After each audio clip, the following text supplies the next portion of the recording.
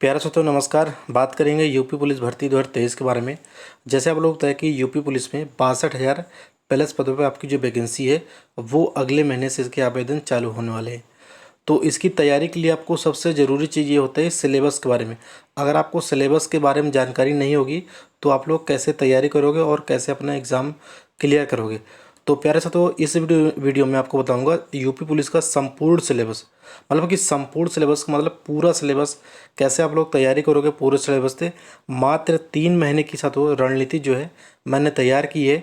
3 महीने साथियों पढ़ाई करके आप लोग यूपी पुलिस कांस्टेबल का जो एग्ज़ाम है वो क्लियर कर सकते हो।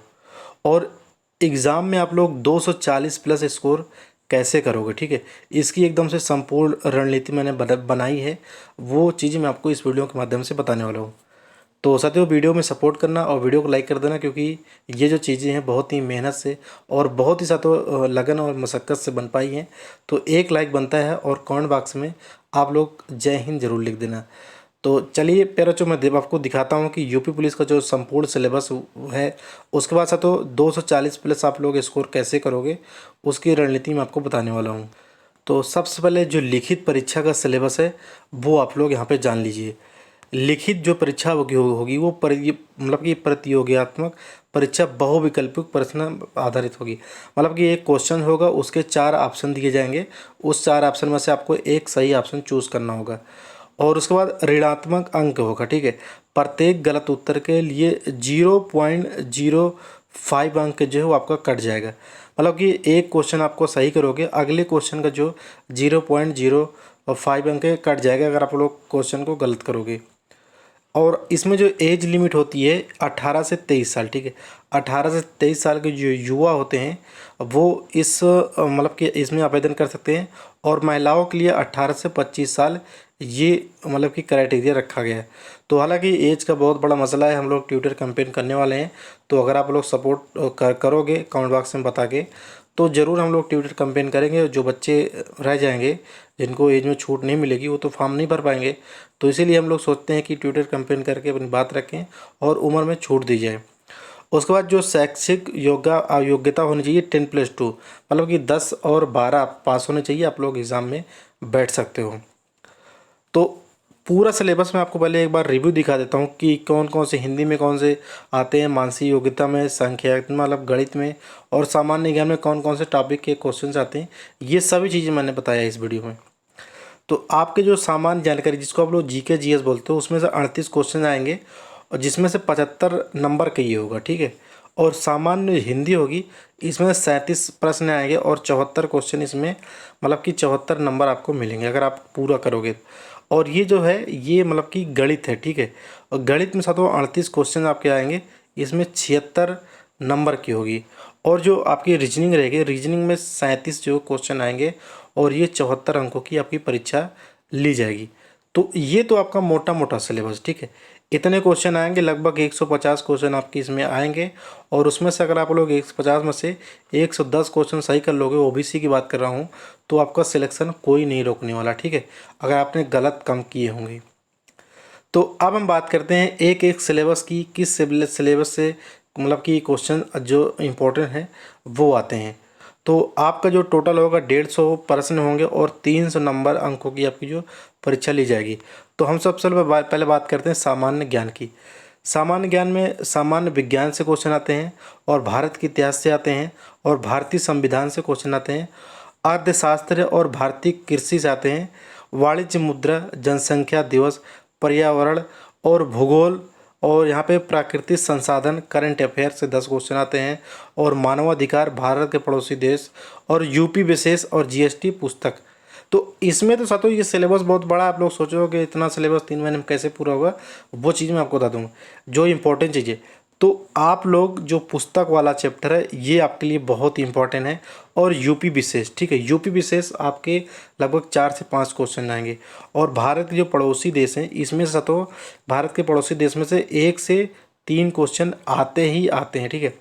और करंट अफेयर के साथ तो ये तो लगभग साथों मैं बता दूं करंट अफेयर के 10 क्वेश्चन ये तो आएंगे, ठीक है। और प्राकृतिक संसाधन से 1-2 क्वेश्चन आ सकते हैं। भूगोल से भी साथों 1-2 क्वेश्चन आ सकते हैं। पर्यावरण से क्वेश्चन आते हैं, आते नहीं हैं, मतलब कभी कभी आते हैं। और जनसंख्या दिवस से इसमें से तो 1 से 2 क्वेश्चन आते हैं, ठीक है। और भारतीय कृषि से भी 1-2 क्वेश्चन आते हैं। अर्थशास्त्र से 3 क्वेश्चन लगभग आते हैं। और भारतीय संविधान से भी ऐसे मतलब 3 से 4 क्वेश्चन आते हैं। इतिहास से काफ़ी क्वेश्चन आते हैं और सामान्य विज्ञान से काफ़ी क्वेश्चन आते हैं। तो ये तो आपका जो सिलेबस है वो सामान्य ज्ञान का है। जो इंपॉर्टेंट चीज़ें मैंने आपकी बता दी हैं। इंपॉर्टेंट इसमें से आपका रहेगा लेखा का रहेगा, और यहाँ पे यूपी रहेगा, और पड़ोसी देश वाला रहेगा, करंट अफेयर रहेगा, भूगोल और जनसंख्या दिवस। ये चीज़ आपको जरूर पढ़ना, ठीक है, जनसंख्या और दिवस के बारे में। और उसके बाद आपको संविधान, विज्ञान, इतिहास, इनको तो आपको पढ़ना पड़ेगा। ये मतलब कि इतनी इंपॉर्टेंट चीज़ें हैं। अब हम बात करेंगे सामान्य हिंदी की। तो हिंदी में कौन कौन से पहले आप लोग देख मतलब कि सब्जेक्ट कौन है। हिंदी वर्णमाला, तत्सम, तद्भव, पर्यायवाची, विलोम, अनेकार्थी के एक शब्द, अशुद्ध वाक्य, यहाँ पे लिंग, वचन एंड कारक, और सर्वनाम, विशेषण, काल, वाच्य मतलब कि अवयव, अब मतलब कि यहाँ पे उपसर्ग, प्रत्यय, संधि, समास, विराम चिन्ह, मुहावरे, अपठित, और यहाँ पे छंद, अलंकार, लेखन एवं रचनाएं, विविधि। तो ये जो विविधि, इसमें से काफ़ी क्वेश्चन है। विविधि से लगभग 5 क्वेश्चन आते हैं। और लेखक रचनाएं आपके लिए इंपॉर्टेंट चैप्टर रहेगा। और जो इंपॉर्टेंट है मैं आपको बता दूं, विराम चिन्ह से एक क्वेश्चन आता है यहाँ पे। संधि इंपॉर्टेंट आपके लिए है। और वाच्य और अव्यय जो है ये आपके लिए बहुत इंपॉर्टेंट है। और यहाँ पे सर्वनाम, विशेषण, ये इंपॉर्टेंट है। हिंदी में लगभग सभी जो चैप्टर है वो आपके लिए बहुत ही इंपॉर्टेंट होने वाले हैं, क्योंकि हिंदी एक ऐसा सब्जेक्ट है जिसमें से बच्चे 37 क्वेश्चन पूरे पूरे करते हैं। अब हम बात करते हैं मतलब कि मैथ के बारे में। जो मतलब कि बच्चे जिसमें से 12 से 15 क्वेश्चन ही कर पाते हैं, मतलब कि 20 क्वेश्चन तक कर पाते हैं। और मैथ में काफ़ी बच्चे पूरे पूरे भी क्वेश्चन कर लेते हैं। संख्या पद्धति और सरलीकरण, दशमलव, सा, अनुपात एवं समानुपात, प्रतिशत, छूट, और यहाँ पे आपका जो सिलेबस है लाभ, हानि, औसत, CISI, भागीदारी, टाइम एंड वर्क, और साथों टाइम एंड दूरी, मेंसुरेशन, सारणी, ग्राफ, विविधि। तो ये सब आपका जो सिलेबस है ये मतलब कि मैथ का सिलेबस है। ज़्यादातर क्वेश्चन यहाँ पे आते हैं इसमें से लासामासा, अनुपात से, समानुपात से, और संख्या मतलब कि पद्धति से, सरलीकरण से, और दशमलव से भी एक आध क्वेश्चन रहते हैं। और मतलब कि छूट, प्रतिशत, लाभ, हानि से, SI CIC इसमें क्वेश्चन रहते हैं। और बाकी में से 1-1, 2-2 क्वेश्चन रहते हैं। और उसके बाद यहाँ पे है आपका जो सिलेबस है मानसिक योग्यता, जिसको आप लोग रीजनिंग बोलते हो। रीजनिंग का सिलेबस आप लोग देख लीजिए। रीजनिंग तो लगभग सब बच्चों को आती है। इसमें से सभी चैप्टर जो है आपके लिए इम्पोर्टेंट है। तो यहाँ पे मैं आपको दिखा दूँ, ये आपका जो है रीजनिंग का सिलेबस है, ठीक है। तो ये आपका पूरा सिलेबस है प्यारे बच्चों। मैंने बहुत ही मुश्किल से ये चीज़ें मतलब कि बनाई है, क्योंकि 1-2 साल जो 18 के 19 में वैकेंसी आई थी उसका पूरा निचोड़ मैंने निकाल के बनाया है। तो मेरी मेहनत के लिए एक लाइक ज़रूर कर देना, और कमेंट बॉक्स में जय हिंद जरूर लिख देना प्यारे बच्चों। ये है पूरा आपका एकदम से कंप्लीट सिलेबस। अब हम बात करने वाले हैं आपके इम्पोर्टेंट बात के बारे में, कि आप लोग 240 प्लस स्कोर कैसे करोगे। ये OBC को बता रहा हूँ, ठीक है, OBC और जनरल वालों के लिए। देखिए, अगर आपने एग्ज़ाम सही तरीके से हिंदी तैयार कर ली, और उसके बाद सही तरीके से आपने रीजनिंग तैयार कर ली, तो हिंदी और रीजनिंग का जो स्कोर होता है वो बहुत ही सॉलिड होता है, ठीक है। हिंदी में 38 आते हैं और रीजनिंग में 37 क्वेश्चन आते हैं। यही तो आपको लगभग ये 70-80 क्वेश्चन यहाँ पे छू लेगा। और उसके बाद अगर आप 20 क्वेश्चन मैथ में भी कर देते हैं, और उधर 20 क्वेश्चन अगर आपने यहाँ पे कर देते हैं किसमें, मैथ में, और उसके सामान्य ज्ञान में 10-10 क्वेश्चन, तो आपका जो एग्ज़ाम है वो आसानी से क्लियर हो जाएगा।